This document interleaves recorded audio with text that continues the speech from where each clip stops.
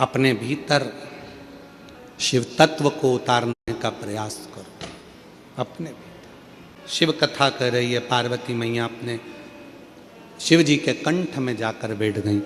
जब माँ जगत जननी कंठ में जाकर बैठी, माँ पार्वती विश्व को संभाल रही थी, तभी माता पार्वती ने अपनी 10 विद्याओं को प्रकट किया और 10 विद्या में से एक विद्या माँ तारा देवी को प्रकट कर लिया।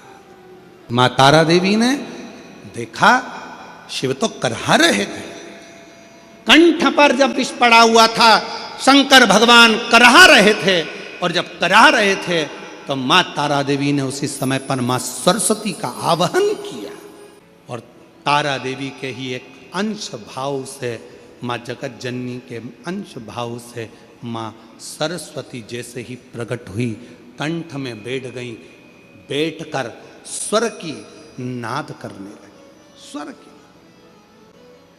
देखिएगा जरा, 2 हुए हैं, एक शंकर भगवान का भक्त और एक स्वयं देवाधिदेव महादेव।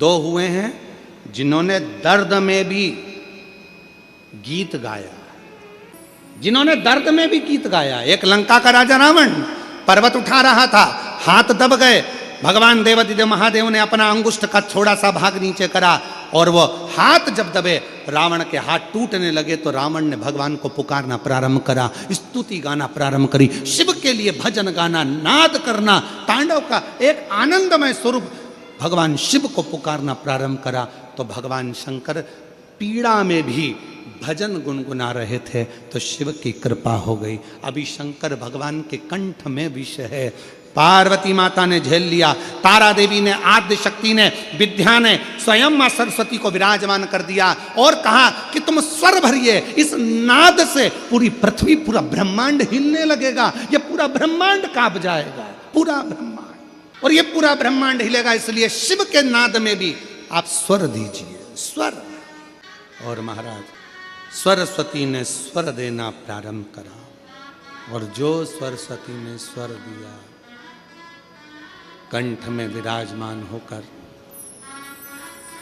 बैठी साधना तप कर रहे भगवान शिव भक्ति का एक नाद। और जब भगवान देवाधिदेव महादेव को माँ सरस्वती ने कंठ में बैठकर जब नाद किया, नाद, जो सरस्वती माता ने जो स्वर लगाए अंदर बैठकर, जो शिव कराहा रहे थे, उसमें से भी स्वर निकल रहा था। ओम ओम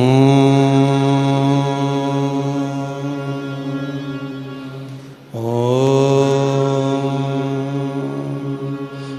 उस कराहने में भी स्वर निकल रहा है, शिव के शब्द निकल रहे हैं। विष रुका, रुक गए। पार्वती जी की आंख से आंसू बह रहे थे। मेरे पति के शरीर में अगर ये विष चले जाता तो मेरे पति तो समाप्त हो जाते। पार्वती जी विचार कर रहे, ये पार्वती जी सोच, पर आज मेरे पति के कुछ नहीं हुआ क्योंकि मैंने विष को रोक दिया। भगवान शिव की पवित्र कथा कह रही है, शिव महापुराण की कथा वर्णन कर रही है। माँ पार्वती जी भगवान शिव के कंठ पर आ गईं। 10 विद्या में से एक विद्या माँ तारा देवी प्रकट हो गईं। उन्हीं के अंश स्वरूप से माँ सरस्वती प्रकट हो गईं, जिन्होंने करहाने में भी स्वर दिया और शिव के उस करहाने में ओम नाद का उच्चारण भर दिया। एक बार सभी साथ में ओम नाद करेंगे।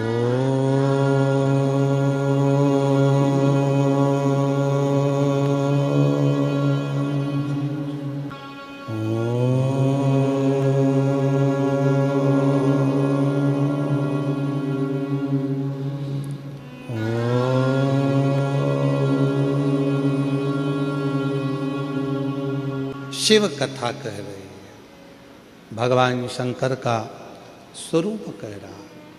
सरस्वती मैया कंठ में बैठ गई। क्या भरा था कंठ के अंदर? विष। जिस कंठ में विष भरा है उस स्थान पर मां सरस्वती विराजमान होकर स्वर दे रही थी। माता का विष के कारण पूरा नीला स्वरूप हो गया, पूरा नीला स्वरूप। जैसे शिवजी का एक नाम नीलकंठ महादेव है, नीलकंठेश्वर महादेव। शिव का एक नाम नीलकंठ महादेव है। वो सरस्वती मैया का स्वरूप भी नीला पड़ गया, नीला स्वरूप। महाराज जैसे ही मां सरस्वती सामने प्रकट हुई, कंठ से सम्मुख में आई, पार्वती जी ने देखा कि सरस्वती का तो स्वरूप नीला है। जो श्वेत वस्त्र, श्वेत हंस, श्वेत रूप धारण करती है, आज वो नीली पड़ी हुई है। पूछा पार्वती जी ने, तुम्हारा ये स्वरूप कैसे हो गया? कहा कंठ में विष था, उस विष की तपन के कारण मेरा ये कलर हो गया, मैं शाम हो गई, मैं नीली पड़ गई उस विष के कारण। शिव जी प्रकट सामने आए, नील सरस्वती का दर्शन किया और दर्शन कर कर भगवान देवाधिदेव महादेव ने कहा, हे सरस्वती, तुम मेरे कंठ में बैठकर नीली पड़ गई हो, नील पड़ गई। आज से तुम्हारा नाम नील सरस्वती के रूप में पूजा जाएगा। दो सरस्वती हुई हैं, एक जो ब्रह्मा जी के पास में आप माता ब्रह्माणी के रूप में मां सरस्वती का दर्शन करते हो, कराए आप लोगों ने फोटो देखा है मां सरस्वती का? जम के तो बोलो, सबने करा है ना। एक सरस्वती माता का वो स्वरूप और एक मां सरस्वती का वो स्वरूप जो कंठ में रहकर माता का कलर नीला पड़ गया, जिसको मां नील सरस्वती के नाम से पुकारा जाता है। बोल मां नील सरस्वती माता की। जो माता का कलर नीला पड़ गया, मां नीले स्वरूप में हो गई, मां नील सरस्वती। महाराज ऋषि वशिष्ठ जी ने सबसे ज्यादा यदि साधना किसी की करी है तो मां नील सरस्वती की करी है, मां नील सरस्वती। और पूरे भारत में केवल उज्जैनी सांदीपनी ऋषि बाबा की भूमि, महाकाल राजा की धरा एक ऐसी है जहाँ पर पूरे भारत में केवल एक मंदिर ही मां नील सरस्वती का, बाग देवी का मंदिर आज भी उज्जैनी में अवंतिकापुरी में विराजमान है। पूरे विश्व में, पूरे भारत में केवल नील सरस्वती का एक ही मंदिर है जो अवंतिकापुरी में बाग देवी मां सरस्वती का, नील सरस्वती का मंदिर है। आज पूरे भारत एक सरस्वती है जिनका स्वरूप नीला है, जिनकी आराधना ऋषि वशिष्ठ जी ने करी है, जिनकी तप साधना, जिनकी आराधना स्वयं भगवान देवाधिदेव महादेव कहते हैं, सुनो हे जगत जननी पार्वती, हे तारा, 10 विद्याओं में से तुम एक विद्या हो और तुमने इस सरस्वती को प्रकट किया है, तुम्हारा ही स्वरूप है। मैं वर देता हूं जो इस नील सरस्वती की आराधना, साधना, स्मरण, स्तोत्र जप करेगा, पाठ करेगा, उच्चारण करेगा, उसको कभी ज्ञान की, कभी बुद्धि की, कभी विवेक की, कभी कमी ना हो, कभी कमी।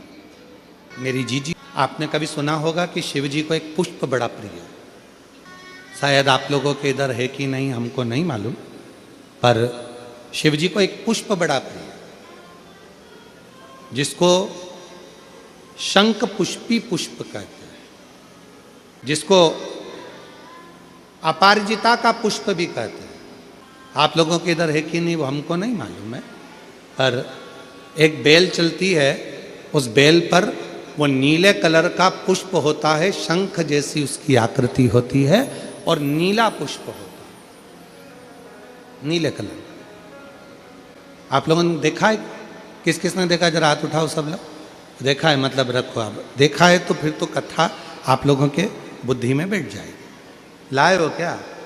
ला देव देव देव लाओ लाओ देव ला, हाँ लिया लिया, आ जाओ आ जाओ। एक ऐसा नीला कलर का पुष्प होता है, देखो छोटा है थोड़ा हमारे हाथ में, ये फूल का बेटा है, ठीक है, पूरा फूल नहीं है, ठीक है, फूल का बेटा है ये छोटा सा, अच्छा दिख रहा है। शंख पुष्पी, अपारिजात भी बोला जाता है इसको, ठीक है। हर हर विराजो विराजो। तो एक पुष्प अपन कहते हैं, हमारे भगवान देवादिदेव महादेव को, भगवान शंकर को बड़ा प्रिय है ये पुष्प। अब किसी से पूछा जाए, आप कह रहे हो कि शंकर भगवान को ये नीला फूल, ये शंख पुष्पी भगवान शिव को इतनी प्रिय क्यों है, भगवान शंकर को इतनी प्रियता क्यों है, कोई से पूछे तो वो बताए चाहे ना बताए, पर शिव महापुराण का संवाद कर रहा है। कंठ में स्वयं मां जगत जननी ने 10 विद्या में से एक मां को याद किया, और मां तारा का एक स्वरूप मां सरस्वती के रूप में विराजमान हो गया। कंठ में रहने से विष की तपन के कारण, कंठ में रहने से विष की तपन के कारण उनका स्वरूप नीला पड़ गया।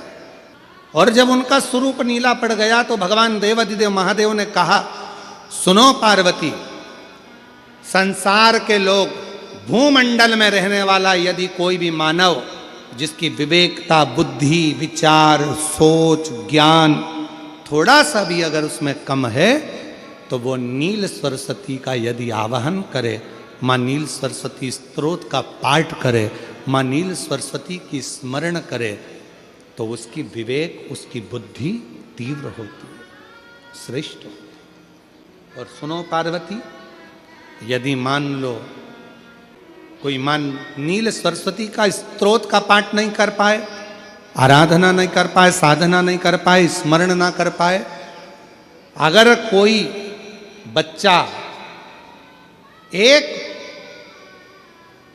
शंख पुष्पी पुष्प को समर्पित कर कर जलाधारी पर, और 1 लोटा जल यदि वो समर्पित करता है, और उस जल का आचमन कोई बच्चा नित्य प्रति करता है, तो वो बच्चा धीरे धीरे विद्वत्ता धारण करता ही जाता है। जो याद करता है वो भूलता नहीं।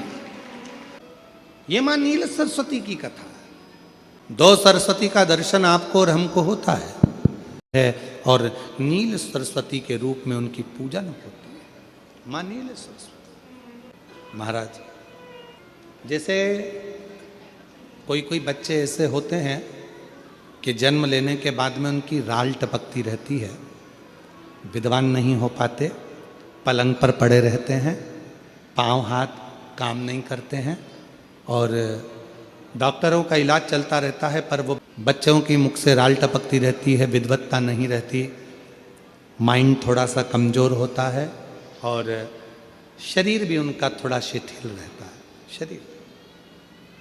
तो कई लोग कह देते हैं कि ये बच्चा थोड़ा जल्दी जन्म ले लिया, इसलिए ऐसा हो गया, प्रीमेच्योर हो गया, ऐसा हो गया, वैसा हो गया। दवाइयाँ भी चलती हैं, इलाज भी चलता है, पर उसका कोई लाभ नहीं मिल पाता, और वो बच्चा पलंग पर पड़ा रहता है, राल टपकती रहती है, बुद्धि काम नहीं करती। छोटे छोटे, भले वो 20 साल का हो गया, पर 8-10 साल के बच्चों जैसी उसमें विवेकता होती है, बुद्धि होती है। मेरा निवेदन है उन माताओं से, थोड़ी मेहनत आपको करना पड़ेगी उस बच्चे के लिए। अष्टमी, नवमी और चतुर्दशी 3 तिथियां पकड़ कर रखना। कौन कौन सी? जम के बोलो। अष्टमी, नवमी, चतुर्दशी। ये 3 तिथियां ऐसी हैं, चतुर्दशी अमावस्या की भी और चतुर्दशी पूर्णिमा की।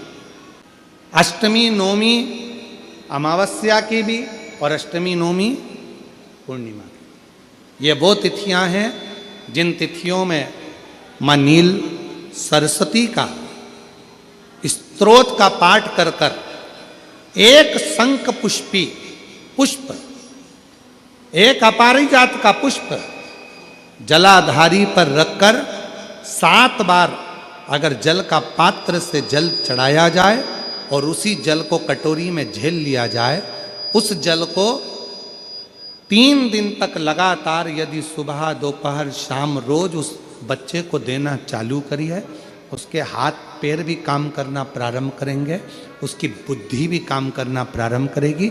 जो वो पलंग पर पड़े पड़े राल टपकाता रहता है, उसको लोग कहते हैं कि 18 साल का हो गया और दिमाग केवल 10 साल का है, 5 साल का है, उसमें धीरे धीरे बुद्धि प्रबल होना प्रारंभ हो जाएगी और वो भी एक दिन कार्य करना प्रारंभ कर देगा। जिसको प्रीमेच्योर बच्चे भी कहते हैं। लोग कहते हैं ये बच्चा जल्दी हो गया था, ये बच्चा बीमार पड़ गया था, बचपन में इसको कोई इंजेक्शन ऐसा लग गया था, बचपन में ऐसा हो गया था, बचपन में वैसा हो गया था, गर्भाशय का जल उसके मुख में चले गया था, तो ये बच्चे की ऐसी गति हो रही है। उस बच्चे के लिए अगर आपके आसपास के क्षेत्र में भी कोई बच्चा ऐसा है तो उसको माँ नील सरस्वती का स्मरण जरूर कराएं। और अगर आप लोगों के पास में माँ नील सरस्वती का स्त्रोत का पाठ ना मिले तो प्रयास करिएगा, मोबाइल पर सर्च कर माँ नील सरस्वती का स्त्रोत भी निकाल सकते हो। बाजार में से गीता प्रेस गोरखपुर की किताब में भी ला सकते हो, पढ़ भी सकते हो, घर में उसका स्त्रोत का पाठ भी कर सकते हो। माँ नील सरस्वती स्त्रोत का स्मरण और बड़े भाव के साथ करें स्मरण। और कोई माताएं कह देती हैं, कोई बच्चा कह देता है मम्मी मुझे याद नहीं होता, याद करता हूँ परीक्षा हॉल में जाकर भूल जाता हूँ, मैं कुछ पढ़ता हूँ बाद में जाके भूल जाता हूँ, स्मरण में नहीं रहता। तो उनसे भी निवेदन है, आप माँ नील पाठ नहीं पढ़ सकते, स्तोत्र नहीं कर सकते, संस्कृत में नहीं पढ़ सकते, तो माँ नील सरस्वती के नाम से अष्टमी, नवमी और चतुर्दशी के दिन एक शंख पुष्पी पुष्प को, नीला कलर का जो फूल होता है बेल में लगा होता है, जो शिव जी को अति प्रिय होता है, उस पुष्प को आप जलाधारी पर रख दीजिए। जलाधारी जानते हो ना सब लोग, शिवलिंग पर नहीं, जलाधारी पर रख दीजिए और जल चढ़ाना 7 बार प्रारंभ करिए। बाबा देव अधिदेव महादेव आपको याददाश्तता में प्रवर करेगा।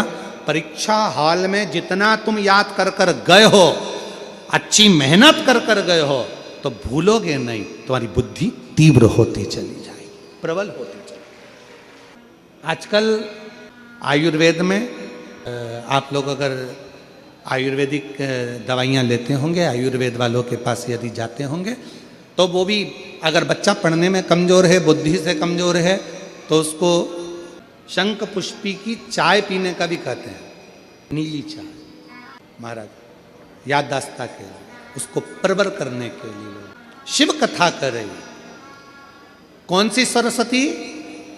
जम के बोलो, जम के जरा। तो माँ नील सरस्वती, तुमने कह दिया नील सरस्वती। माँ कौन लगाएगा? माँ है ना अपनी, तो उसका संबोधन पूरा होना चाहिए। कौन सी सरस्वती? माँ नील सरस्वती का स्मरण सुख देता, आनंद देता।